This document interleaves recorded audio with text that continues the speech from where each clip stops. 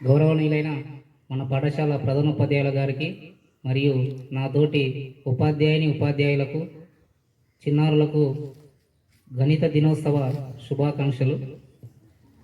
మనం ఈరోజు ఇక్కడ సమావేశం కావడానికి ముఖ్య కారణం గణిత శాస్త్రవేత్త అయినటువంటి శ్రీనివాస రామానుజన్ గారి పుట్టినరోజు సందర్భంగా మనమందరం కూడా ఇక్కడికి సమావేశం కావడం జరిగింది.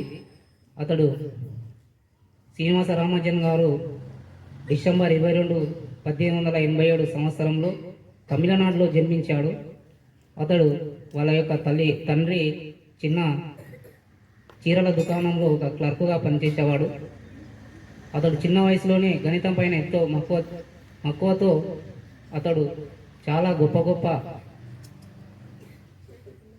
సిద్ధాంతాలు థియరీలను కూడా సృష్టించడం జరిగింది. మనం నిత్య జీవితంలో మనం గణితం లేనిదే మనకు ఈ కాలం గడవదు. మనం ఉదయం లేచినప్పటి నుంచి నిత్య జీవితంలో ఉదయం మార్నింగ్ లేచినప్పటి నుంచి ఈవినింగ్ నైట్ పడుకునే వరకు ఈ గణితం మన చుట్టే ఉంటుంది. గణితం లేనిదే ఈ ప్రపంచంలో ఏది కూడా లేదు.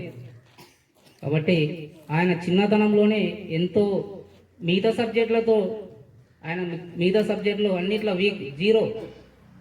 కానీ ఒక మ్యాథ్స్లో గణితంలో మాత్రమే ఆయన ఐక్యూ అంటారు, ప్రజ్ఞా సూచి అనేది.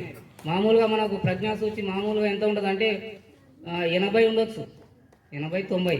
కానీ ఆయనకు ప్రజ్ఞా సూచి అనేది 185 ఉండేది అనమాట. ఆయన జ్ఞాపక శక్తి 185 ఉంది. మనకు మామూలుగా 100 ఉండడమే గొప్ప, కానీ ఆయన గణితం పైన 185. ఆయన చిన్నతనంలోనే చనిపోవడం జరిగింది. 32 సంవత్సరాల వయసులోనే ఆయన చనిపోవడం జరిగింది.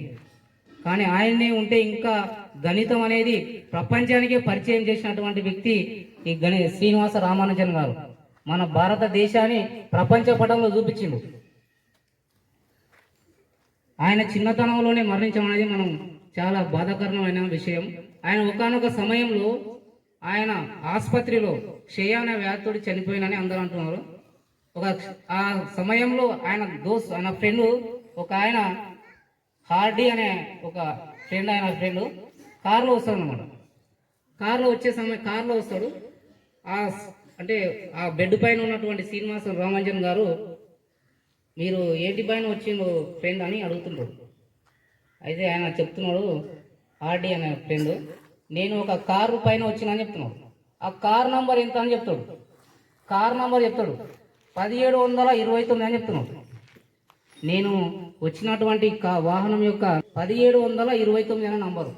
ఆ 1729 అనే నంబర్కు ఘన రూపంలో అప్పుడప్పుడే ఆయన ఒక ఫార్ములాను రూపొందించిండు. 1729ని 12 క్యూబ్ అనమాట. 12 క్యూబ్ ప్లస్ 1 క్యూబ్ చేస్తే ఆ 2 సమానం చేసి 2 మొత్తాన్ని కుడితే 1729 నంబర్ వస్తుందని చెప్తున్నాడు. అంతే.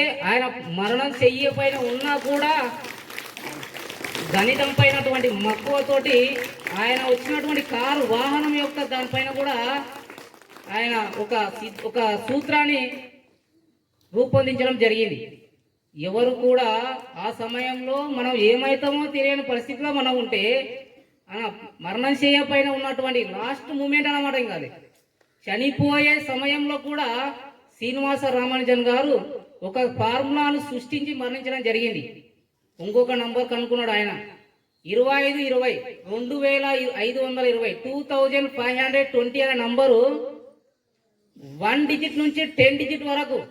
1 నుంచి 1 తో డివిజబుల్ అవుతుంది, 2 తో డివిజబుల్ అవుతుంది, 3 తోటి, 4 తోటి, 5 తోటి, 6 తోటి, 7 తోటి, 8 తోటి, 9 తోటి, 10 తో డివిజబుల్ అయ్యే నంబరు 2520 అనే నంబర్ కూడా ఆయన కనుక్కున్నాడు. మిగతా ఏ నంబర్లు కూడా టోటల్ 1 to 10 వరకు డివిజబుల్ అయ్యే నంబర్లు లేవు.